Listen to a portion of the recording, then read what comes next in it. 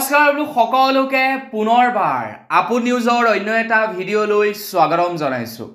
আপোনালোক সকলোৰে বাবে ঘোষণা কৰিলে প্ৰায় 7টাকৈ ভাল খবৰ। বস্তুৰ মূল্য বৃদ্ধিৰ পৰা আৰম্ভ কৰি আপোনালোক সকলোৰে বাবে প্ৰায় 7টাকৈ ভাল খবৰ ঘোষণা কৰিছে।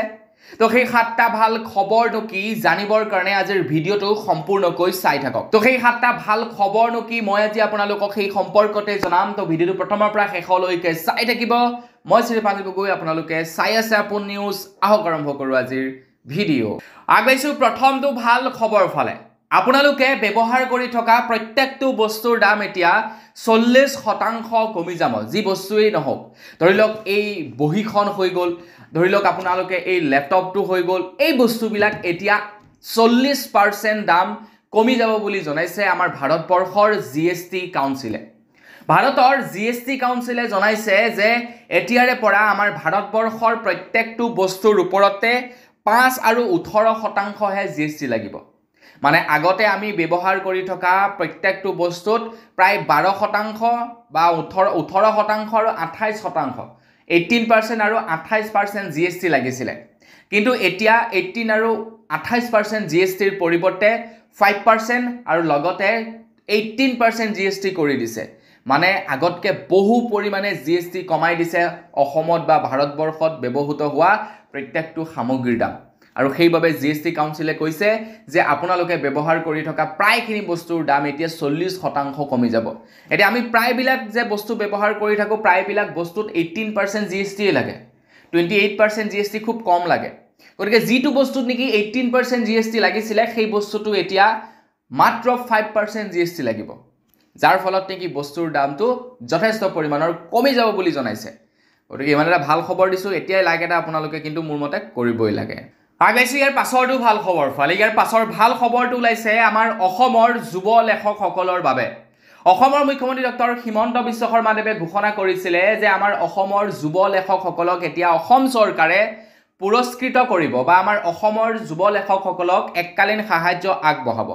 এতিয়া আপুনিও যদি এজন যুৱ লেখক, তেন্তে আপুনিও আবেদন কৰিব পাৰে চৰকাৰৰ এককালীন সাহায্যৰ বাবে। আবেদন কৰিব কেনেকৈ?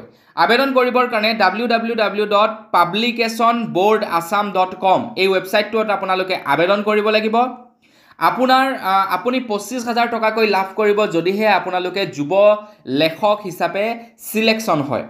যদি আবেদন কৰিব বিচাৰে, কেইটামান আপোনালোকে ক্ৰাইটেৰিয়া পূৰণ কৰিব লাগিব। যেনে আপুনি অসমৰ স্থায়ী বাসিন্দা হ'ব লাগিব, অসমীয়া, বাংলা, বড়ো অথবা অসমৰ যিকোনো থলুৱা জনগোষ্ঠীৰ ভাষাৰ আপুনি লেখক হ'ব লাগিব, ভাৰতীয় সংবিধানৰ 8ম অনুসূচনাৰ অধীনত যিকোনো ভাষাৰ গ্ৰন্থ, অসমীয়া বা অসমৰ যিকোনো ভাষালৈ অনুদিত আপুনি গ্ৰন্থ লিখিব লাগিব, প্ৰতিষ্ঠিত সংবাদপত্ৰ আলোচনীত প্ৰকাশিত হ'ব লাগিব আপুনি, কেতিয়াবা নহয় কেতিয়াবা, বয়স 40 বছৰৰ অনুৰ্ধৱ বা 1 জানুৱাৰী 2025 অনুসৰি আপোনাৰ মানে 40 বছৰ আপুনি অনুৰ্ধৱ হ'ব লাগিব বুলি জনাইছে। আপুনি মানে যি যে লিখে সেই লিখনিটো যিকোনো পেপাৰে পত্ৰই ক'ৰবাত প্ৰকাশিত হ'ব লাগিব, তেতিয়াহে আপোনালোকে এই পইচা লাভ কৰিব। 25,000 টকাকৈ এককালীন সাহায্য দিব। আবেদন কৰক। যদি চিলেকশ্যন হৈ যায়, এককালীন সাহায্য হিচাপে 25,000 টকাকৈ লাভ কৰিব। পইচা ঘূৰাব নালাগে, চিন্তা কৰিব নালাগে, 25,000 টকাটো আপোনালোকক পুৰস্কাৰ হিচাপে দিব। আগবাইছোঁ ইয়াৰ পাছৰটো ভাল খবৰ ফালে। অসমৰ মুখ্যমন্ত্ৰী ডক্টৰ হিমন্ত বিশ্ব শৰ্মাদেৱে জনাইছিলে যে আমাৰ অসমৰ যিসকল ল'ৰা ছোৱালীয়ে নেকি গৱেষক পঢ়ি আছে, তো তেওঁলোকক মুখ্যমন্ত্ৰী জীৱন অনুপ্ৰেৰণা আঁচনিৰ জৰিয়তে এককালীন সাহায্য আগবঢ়োৱাৰ কথা উল্লেখ কৰিছিলে। এতিয়া সেই আঁচনিখনৰ শুভাৰম্ভণি কৰিছে। 31 আগষ্ট হৈছে অন্তিম তাৰিখ। 31 আগষ্টৰ আগত আবেদন কৰিব লাগিব। আবেদন কৰিবৰ কাৰণে আপোনালোকে www.dids.assam.gov.in এই ৱেবছাইটটোত আপোনালোকে আবেদন কৰিব পাৰিব বুলি জনাইছে। 31 আগষ্ট হৈছে অন্তিম তাৰিখ। আপোনালোকে কিন্তু আবেদন কৰাৰ আগত কেইটামান চৰ্ত পালন কৰিব লাগিব, যেনে আপুনি অন্যান্য আঁচনিৰ সুবিধা লাভ কৰিব নালাগিব, আপুনি মইনা নিযুত আঁচনিৰ সুবিধা লাভ কৰিব নালাগিব। এনেকুৱা ধৰণৰ কেইবাটাও আপোনালোকৰ মানে চৰ্ত আছে। আপুনি গৱেষক ষ্টুডেণ্টেই হ'ব লাগিব, তো তেতিয়াহে আপোনালোকে লাভ কৰিব এই পইচা। তো আপুনি যদি এজন গৱেষক ষ্টুডেণ্ট, তেন্তে এতিয়াই যাওক আৰু গৈ আপোনালোকে আবেদন কৰক। আগবাইছোঁ ইয়াৰ পাছৰটো ভাল খবৰ ফালে। ইয়াৰ পাছৰ ভাল খবৰটো ওলাইছে মাৰ্ঘেৰিটাবাসীৰ কাৰণে। আপুনি বাৰু এই ভিডিঅ'টো বৰ্তমান ক'ৰ পৰা চাই আছে কমেণ্ট ছেকশ্যনত জনাব। অৱশ্যে মাৰ্ঘেৰিটাবাসীৰ বাবে বুলি নহয়, গোটেই তিনিচুকীয়াৰ বাবে এটা ভাল খবৰ ওলাইছে। মাৰ্ঘেৰিটাত স্থাপন কৰিছে প্ৰায় 50 মেট্ৰিক টন জাবৰ প্ৰায় 50 মেট্ৰিক টন জাবৰ ৰিচাইকেল কৰিব পৰা এটা প্ৰকল্প বা প্ৰায় 50 মেট্ৰিক টন জাবৰ নিষ্কাশন কৰিব পৰা এটা প্ৰকল্প বা এটা কাৰখানা স্থাপন কৰিছে অসম চৰকাৰে ইয়াৰ ফলত কি লাভ হ'ব ইয়াৰ ফলত তিনিচুকীয়াৰ জাবৰসমূহ তালৈকে আনি সেই জাবৰবিলাক নিষ্কাশন কৰা যাব বা সেই জাবৰসমূহৰ পৰা জৈৱিক সাৰ প্ৰস্তুত কৰিব পৰা যাব আৰু লগতে যিবিলাক বস্তু ৰিচাইকেল কৰিব পৰা যায় সেইবিলাক সেপাৰেট কৰিব পৰা যাব সেই প্ৰকল্পৰ জৰিয়তে ইয়াৰ ফলত তিনিচুকীয়াত যথেষ্ট পৰিমাণৰ আৱৰ্জনা কমি যাব নহলে কি হয় আপোনালোকে প্ৰত্যেক অঞ্চলবিলাকত চাব য'ত নেকি জাবৰ জোথৰ ঢেৰ য'ত নেকি বজাৰ আছে সেই বজাৰৰ জাবৰ জোথৰসমূহ নি এটা নিৰ্দিষ্ট স্থানত দম কৰে আৰু ফলত সেই অঞ্চলটো লেতেৰা হৈ যায় খুব গোন্ধ ওলায় তো আপোনালোকে হয়নে নহয় নিজে এবাৰ পৰ্যবেক্ষণ কৰি চাব তো সেই বস্তুটো আৰু নহয় সেই বস্তুটো নোহোৱাৰ ফলত কি হ'ব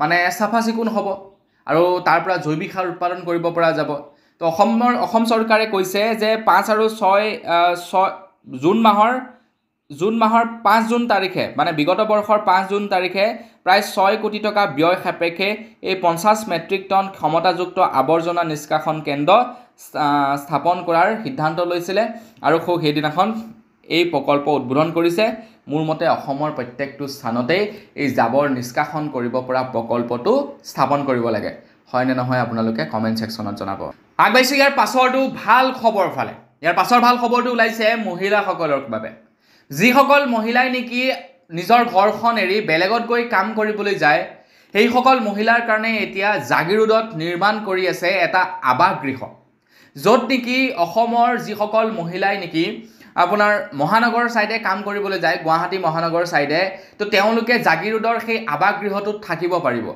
য'ত নেকি আপোনালোকক একদম 5 ষ্টাৰ হোটেলৰ দৰে সকলো সাৰ্ভিস প্ৰদান কৰা হ'ব আৰু যেটো বৰ্তমান আৱাস গৃহ নিৰ্মাণ কৰা হৈছে সেই আৱাস গৃহ নিৰ্মাণ কৰা হৈছে টাটা সেমিকন্ডাক্টৰ প্ৰকল্পৰ নিচেই কাষতে টাটাৰ সেমিকন্ডাক্টৰ প্ৰকল্প খুব সোনকালে উদ্বোধন কৰা হ'ব তাত হাজাৰ হাজাৰ মহিলাই কাম কৰাৰ সুবিধা লাভ কৰিব আৰু সেই সকল মহিলাই ভাড়া লৈ ঘৰত থাকিব নালাগে মানে ভাড়া ৰুমত থাকিব নালাগে তেওঁলোকে সেই আৱাস গৃহত থাকিব পাৰিব য'ত নেকি 100% সিকিউৰিটি লাভ কৰিব মহিলাসকলে য'ত নেকি আপোনাৰ সিকিউৰিটি থাকিব য'ত নেকি চৰকাৰৰ আপোনাৰ ব্যৱস্থাপনা থাকিব সিসি কেমেৰাৰ ব্যৱস্থা থাকিব খুব সুন্দৰ এটা প্ৰকল্প বনাই থকা হৈছে 142 কোটি টকাৰ ব্যয় সাপেক্ষে যেটোত নেকি কেৱল বাহিৰত যিসকলে নেকি কাম কৰিবলৈ আহে তো তেওঁলোকেহে থাকিব পাৰিব চৰকাৰী হওক বা বেচৰকাৰী প্ৰতিষ্ঠানত যিসকলে কাম কৰিবলৈ আহে তেওঁলোকে থাকিব পাৰিব বুলি জনাইছে তো আপোনালোকে যদি অসমৰ বিভিন্ন স্থানৰ পৰা চাই আছে তো জাগিৰোডৰ সেমিকন্ডাক্টৰ প্ৰকল্প আৰম্ভ হ'বলৈ দিয়ক তাত আপোনালোকে যেনেকৈ নহওক সোমাবলৈ ট্ৰাই কৰিব তাতাৰ কাম বহুত ভাল আৰু খুব সুন্দৰকৈ ওচৰতে থকা আৱাস গৃহতো থাকিব পাৰিব আগবাইছো ইয়াৰ পাছৰটো ভাল খবৰ ফালে অসমৰ মুখ্যমন্ত্ৰী ডক্টৰ হিমন্ত বিশ্ব শৰ্মাদেৱে ঘোষণা কৰিছে যে অসমত এতিয়াৰে পৰা এটাও বেয়া ৰাস্তা হেনো নাথাকিব অসমৰ প্ৰত্যেকটো ৰাস্তাই এতিয়া খুব সোনকালে মেৰামতি কৰিব বুলি জনাইছে মন্ত্ৰী হিমন্ত বিশ্ব শৰ্মাদেৱে এখন নতুন আঁচনিৰ শুভাৰম্ভণি কৰিছে যিখন আঁচনিৰ জৰিয়তে বৰ্তমান পৰ্যায়ত কেৱল কেইখনমান চহৰতহে কাৰ্যকৰী কৰিব বুলি কৈছে কিন্তু লাহে লাহে গোটেই অসমতে এই আঁচনি কাৰ্যকৰী কৰিব মন্ত্ৰী হিমন্ত বিশ্ব শৰ্মাদেৱে কৈছে যে এতিয়াৰে পৰা আপোনালোকে বেয়া ৰাস্তা যদি দেখা পায় ফটো ক্লিক কৰক আৰু এটা এপ্লিকেশ্যন মুকলি কৰিব সেই এপ্লিকেশ্যনত আপোনালোকে আপলোড কৰক মাত্ৰ 7 দিনৰ ভিতৰত সেই ৰাস্তা মেৰামতি কৰিব বুলি জনাইছে মন্ত্ৰী হিমন্ত বিশ্ব শৰ্মাদেৱে কৈছে যে বৰ্তমান সময়ত কেৱল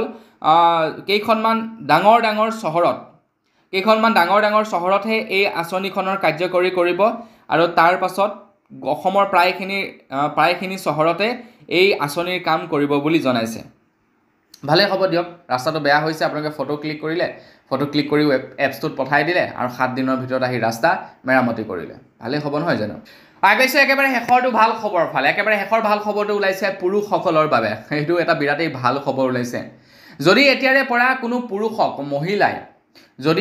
পুৰুষক এতিয়াৰে পৰা মহিলাই যদি শাৰীৰিক আৰু মানসিকভাৱে অত্যাচাৰ কৰে তেনেহলে সেই মহিলাগৰাকীৰ ওপৰত এতিয়াৰে পৰা সেই পুৰুষজনে একচন ল'ব পাৰিব বুলি জনাইছে আইনী ব্যৱস্থা গ্ৰহণ কৰিব পাৰিব বুলি জনাইছে ধৰি লওক কোনো এজন পুৰুষে চাকৰি বাকৰি নকৰে ঘৰতে বহি থাকে মহিলাগৰাকীয়ে চাকৰি বাকৰি কাম-কাজ কৰে মহিলাগৰাকীয়ে যেনিবা পুৰুষজনক চলাই আছে আৰু পুৰুষজনক ঠাট্টা মস্কৰা ঢেৰ কিবা কিবি কৰি থাকে তো এতিয়া পুৰুষজনে মহিলাগৰাকীৰ ওপৰত একচন ল'ব পাৰিব বুলি জনাইছে আৰু এই কথা ঘোষণা কৰিছে ছত্তীশগড়ৰ ন্যায়ালয়ে ছত্তীশগড়ত তেনেকুৱা ধৰণৰ এটা গোচৰ গৈছিলে ন্যায়ালয়ৰ ওচৰত আৰু ন্যায়ালয়ে সেই গোচৰৰ ৰায় প্ৰদান কৰি কৈছে যে যিসকল পুৰুষে কাম কৰে সেই পুৰুষে কাম কৰা মহিলাসকলক ভালদৰে চলাই নিয়ে তো পুৰুষেতো কেতিয়াও কমপ্লেইন নকৰে যে তই কাম নকৰ কিবা কিবি কিন্তু সেই সময়তে যেতিয়া নেকি এগৰাকী মহিলাই কাম কৰে পুৰুষৰ ওপৰত কিয় কমপ্লেইন কৰ তই কাম নকৰ ঠাট্টা মস্কৰা মাৰে গতিকে সেইটো নহ'ব পুৰুষ আৰু মহিলা যিহেতু সমান গতিকে প্ৰত্যেকটো ক্ষেত্ৰতে সমান হ'ব লাগিব কেৱল আপোনাৰ কিবা এটা সুবিধা লাভ কৰাৰ ক্ষেত্ৰতেই পুৰুষ আৰু মহিলা সমান চিঞৰিলে নহ'ব হয়নে নহয় তো প্ৰত্যেকটো স্থানতে সমান হ'ব লাগিব আৰু মহিলাই যদি কাম কৰে পুৰুষে যদি কাম নকৰে পুৰুষজনক ভালকৈ চলাব লাগিব তো কেনেকুৱা পাইছে ছত্তীশগড়ৰ এই ৰায়টো কমেণ্ট ছেকশ্যনত জনাব তো বন্ধু বান্ধৱীসকল বছ আজিৰ ভিডিঅ'ত জনাবলগীয়া খবৰ ইমানেই আছিলে খবৰ কেইটা জানি কেনে পালে কমেণ্ট ছেকশ্যনত জনাব যদি ভাল লাগিলে লাইক এটা কৰিব চেনেল যদি ছাবস্ক্ৰাইব কৰা নাই ছাবস্ক্ৰাইবটো কৰি ল'ব পুনৰ এটা ভিডিঅ' লগ কৰাৰ ভিডিঅ' মাগিছোঁ ধন্যবাদ জয় অসম